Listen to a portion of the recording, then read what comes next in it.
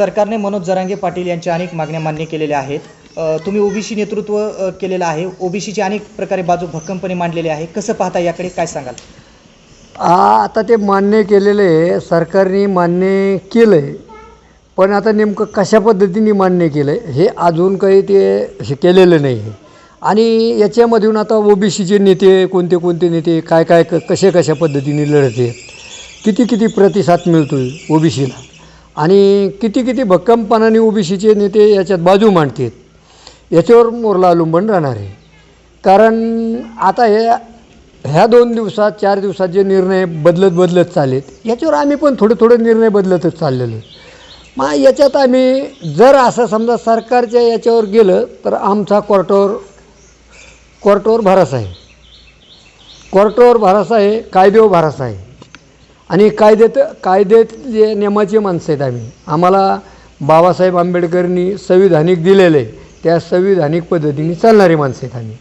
त्याच्यामुळं कोणी काही आता काही लोक काय म्हणतात की बा हे नाही आपलं काहीतरी सध्याचं नादी लावायचं काम केलं आहे. काही लोक म्हणतात नाही आमकं झालं आहे.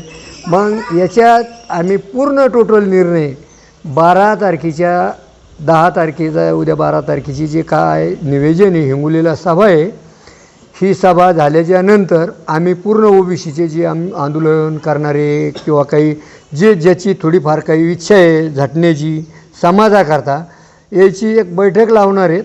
आणि ही बैठक लावून तिथून मोरली दिशा आम्ही कशी घ्यायची काय घ्यायची ती ठरवू. ओबीसीची बाजू मांडत असता कायमस्वरूपी, परंतु ओबीसीचे नेते असणारे धनंजय मुंडेंना जरांगे पाटलांनी असं देखील वक्तव्य केलं की आता परळीच्या धनंजय मुंडेला मी सोडणार नाही.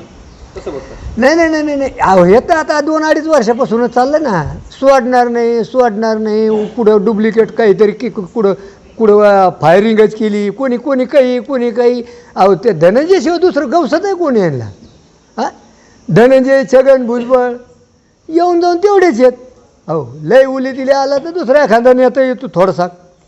ओबीसीचे नेते म्हणजे 2-3च येते त्यांना, आणि ते 2-3 नेत्याशिवाय कोणी गवसत नाही.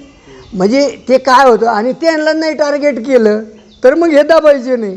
अरे पण ते एवढे काही दाबणारे नाही आहेत, पण काही गोष्टी थोड्याशा समाजाच्या आणि त्याच्या बी ते विचार करते की बा आज समजा धनंजय मुंडे परळीमध्ये आमदार आहे, मग धनंजय मुंडे परळीत आमदार आहे, शेवट काहीतरी 10-5 कार्यकर्ते त्याचे मराठा समाजाचे आहेतच ना.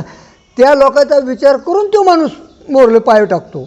पण यांना त्याचा विचार नाही, त्याला एकच विचार आहे की बा आमची जात. अरे कशाची जात, शेवट सगळी एकच आहे, रक्त सगळ्याचं एकच आहे. कोणाचं निळं, कोणाचं काळं, कोणाचं लाल, पांढरं नाही, एकच लाल रक्त आहे सगळ्याचं. फायरिंगचा विषय काढला त्यानुसारच मला दुसरा प्रश्न विचारायचा आहे. धनंजय मुंडेंनी माझ्यावर मागची माहिती अडवून फायरिंग केल्याचा देखील आरोप धनंजय देशमुख यांनी केला होता, परंतु तो आरोप पोलीस तपासात खोटा ठरला आणि यावर धनंजय देशमुख यांनी स्पष्टीकरण देत असं देखील म्हटलेलं आहे की मी वैतागून हा आरोप केलेला आहे. मग काय झालं ते मला सांगा. कायदा कशाला लावला? आम्ही जे एवढे शांत आहेत काही गोष्टीत, तर कशामुळे आहेत आम्हाला माहिती आहे. कायद्याने जे घडतं तर संविधानिक व्यवस्थित घडतं. आता तुम्ही काहीतरी आरोप केला, तो सिद्ध झाला का? तुम्ही तुमच्या हातानेच जर तुमची बदनामी करून घेत असताल तर शेवट कायदा आज समजा कायद्याला उद्या पोलीस स्टेशन जे आसन बीड जिल्हा पोलीस स्टेशनचं याचे, तर हे काहीतरी आता उद्या ते खोट्या आरोपाला काहीतरी कायद्या पद्धतीने काहीतरी ते दाखवते ना त्याला. हे खोटे आरोप आज याच्यावर केले, उद्या त्याच्यावर चालले. जरांगे पाटलांच्या ज्या मागण्या सरकारने मान्य केलेल्या आहेत, याबद्दल ओबीसी समाजाची बाजू सरकारमध्ये मांडताना ओबीसीचे मंत्री कुठेतरी कमी पडतायत असं वाटतंय का तुम्हाला? 100% वाटतंयच ना.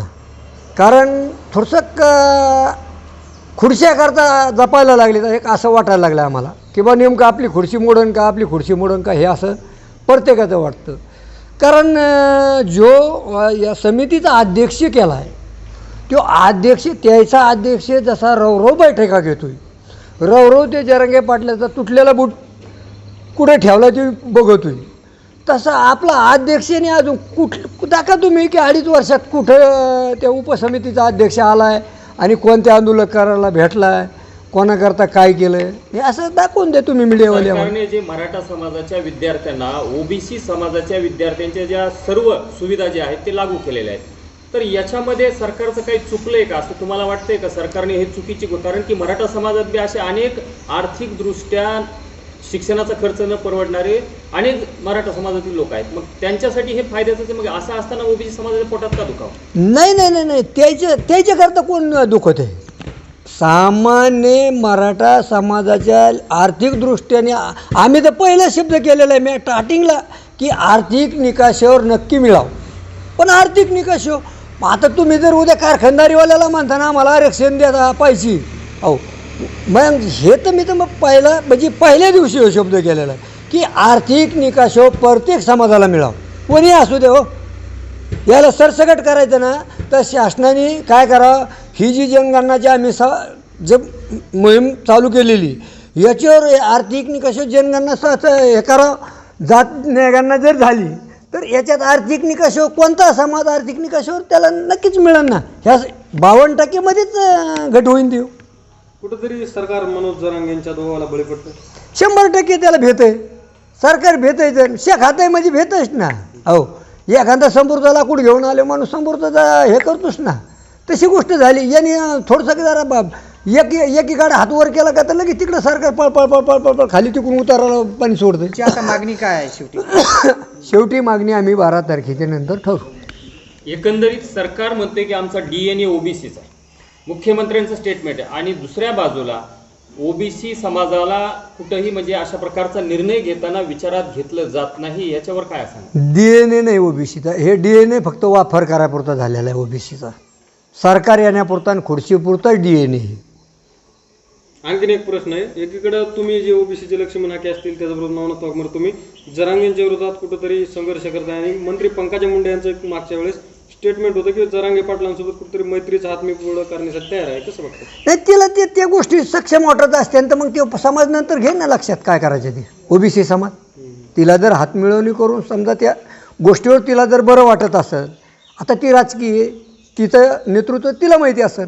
आता आपण काही राजकारणात नसल्यामुळे तितकं काही खोल घरात जाऊ शकत नाही. पण ज्यावेळेस ती तिथं हातमिळणी करीन त्यावेळेस समजा जे ओबीसी समाज आहे त्याच्यावर काय प्रतिक्रिया घ्यायची तर नंतर घेईन ना. मग एकीकडे जर बघायला गेलं तर धनंजय मुंडेंना जरांगे पाटलांकडून टार्गेट केलं जातं, परंतु त्यांच्याच बहिणीचं असं वक्तव्य येतं. नाही काय झालं हे फक्त काय झालं काही मग काय व्हायला लागलं की ह्या राजकीय ह्या गोष्टी प्रबळ राहण्याकरता आणि राजकारणात सक्रिय आम्ही राहतोन का नाही राहतोन याच्याकरता हे काहीतरी भीतीपोटी काहीतरी करीत असते. एक मला असं एक काही ओबीसी नेत्याचं वाटतं. एकंदरीत सरकार ज्या पद्धतीने जरांगे पाटलांचा लाडच करते त्याबाबत ओबीसी समाजाच्या मनामध्ये जरी कुणी बोलून नसलं दाखवत तरी पण एक प्रकारची खदखद आहे. 100% आहे ना, पूर्ण खदखद आहे. एक प्रकारची नाही 100% खदखद आहे. पूर्ण समाजाचे आहे, नेत्याचे पण आहे. पण काही गोष्टी काही दडपणात म्हणा किंवा काही ह्याच्या म्हणा थोडंसं चोपून चालतंय. एका बाजूला जर निवडणुकीच्या दरम्यान विचार केला तर असं एक चित्र निर्माण झालं होतं की ओबीसी समाज एक गटा भाजपच्या बाजूने उभा आहे आणि कुठेतरी मराठा समाज हा दुसऱ्या पक्षाच्या सोबत असल्याचं चित्र दिसून येत होतं. आता अंतर्गत काय पण तरी सुद्धा मुख्यमंत्री हे ओबीसी समाजाचा विचार करताना तुम्ही जे बोलले ना तर ते आम्हाला पण लक्षात येत होतं, वाटत होतं की बुवा समजा ओबीसीचा DNA आणि ओबीसी समाजाचं. पण ज्याला खुर्ची टिकायची त्याने हे भांडण लावून दिल्याशिवाय खुर्ची राहत नव्हती असं आता आम्हाला ध्यानात यायला लागलं की बुवा हे नेमकं समाजात भांडण लावून दिलं स्वतःची खुर्ची पक्की केली एक असं आम्हाला एक सरकारच्या माध्यमातून कळायला लागलं. हे मागचं जे जरांगे पाटलाचं आंदोलन होतं हे शिवसेना शिंदे गट प्रणित म्हणजे त्यांचं स्पॉन्सरशिप होती असं आरोप केला जातोय समाज माध्यमांवर. याबद्दल काय म्हणतो? नाही आहे ना, जे समाज आरोप करतो याच्यावर नक्कीच होतं ना. जे समाजाला दिसतं, तुम्हाला दिसतं, आम्हाला दिसतं तेच बोलतं ना. मोगम कसं कोणी काही बोलणं हो. म्हणजे एकंदरीत याच्यावरून असं सिद्ध होतं की महायुतीमध्ये हे आलबेल नाही, सगळं काही व्यवस्थित चाललेलं नाही.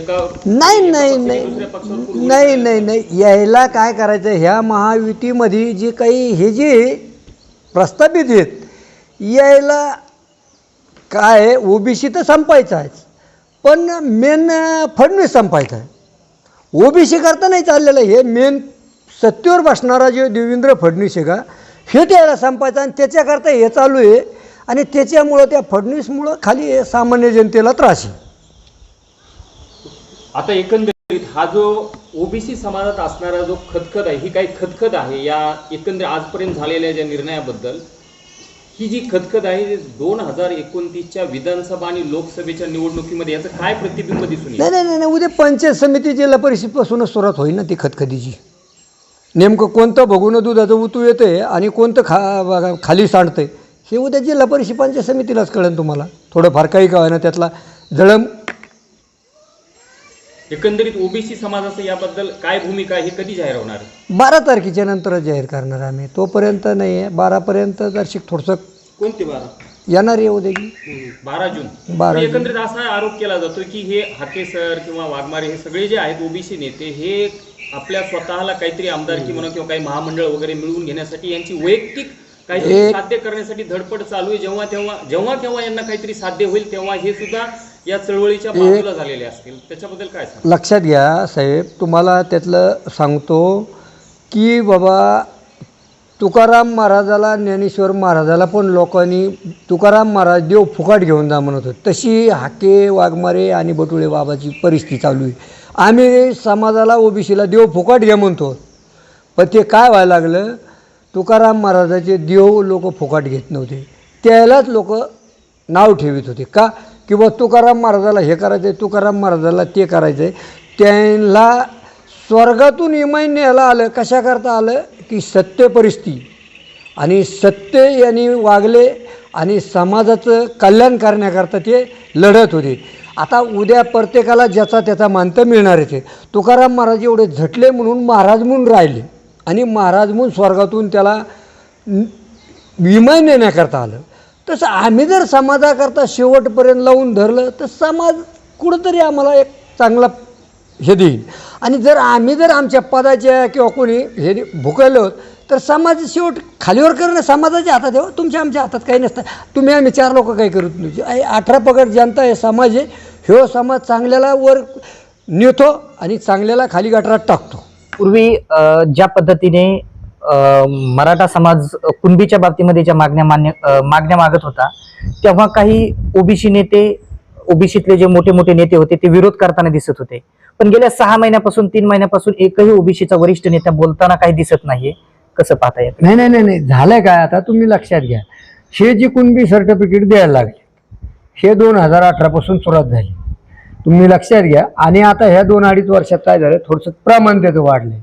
आता प्रमाण वाढलं, पण हे जी ओबीसीचे नेते आहेत तर ह्या ओबीसी नेत्याचं काय झालं, गळचिटी धरल्यावर काम झालंय.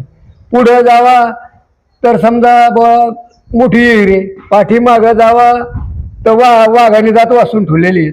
म्हणजे ह्या गोष्टी झाल्या आणि ह्या गोष्टीमुळं ओबीसी नेते चोपत आले. आणि ओबीसी नेत्याला वाटतं आज ना उद्या तरी कधीतरी नको बा तेट जातीभेद तेट निर्माण होणं, म्हणून काही दबले. आणि काही मुद्दामच त्यांना गरज नाही. काही जे त्याला माहिती आपण भावनिक केलं का समाज पळणच आमच्या मागं. पण आता तो काल राहिला नाही भावनिक करण्याचा. धनंजय मुंडे असो, पंकजा मुंडे असो, यांनी आज नेमकं काय आपली अपेक्षा काय यांच्याकडून? आज त्यांनी कोणता निर्णय घ्यायला पाहिजे? यांच्याकडून अपेक्षा एकच आहे. आता धनंजयचं तर कसं झालं, धनंजय थोडसं समजा एक त्याच्या आजारपणामुळं म्हणा किंवा काही त्या थोडसं येऊन जाऊन त्या गोष्टीला थोडसं कोणीतरी त्याच्यात गालबोट लावणं म्हणा. आता ते कालचं काही आता प्रकरण झालं कुठंतरी, काहीतरी कोणती केस काय कोणी ते काय त्या सरपंचाचा भाऊ धनंजय देशमुख त्यांनी कोणती तरी काहीतरी केस केली. मग आता ते तुम्ही त्या परिसरातले असल्यामुळे तुम्हाला माझ्यापेक्षा जास्त माहिती असेल. बरोबर. पण मला तुम्ही सांगा, मग हे असे खोटे नाटे आरोप लावून जर काही गोष्टी घडत असत्या तर मग ते काय होतं, त्या माणसाला वाटतं बाबा लय मोर पटांगणात उभा राहण्यापेक्षा आपलं दादाराच्या त्या कोपऱ्याला उभं राहावं. तर त्याला थोडस त्या गोष्टी पंकजा मुंडेंकडून काय अपेक्षा आहे? पंकजाला त्याची काही अडचण नाही. आणि पंकजाला समाजाच्या तत्वावर याच्यामध्ये राज्यसभा याच्यावर घेतलेलं आहे. आणि आज ती पालकमंत्री आहे. त्या मंत्री पदावर तिने समाजाची रिक्षा घ्यावात ही अशी आमची अपेक्षा आहे.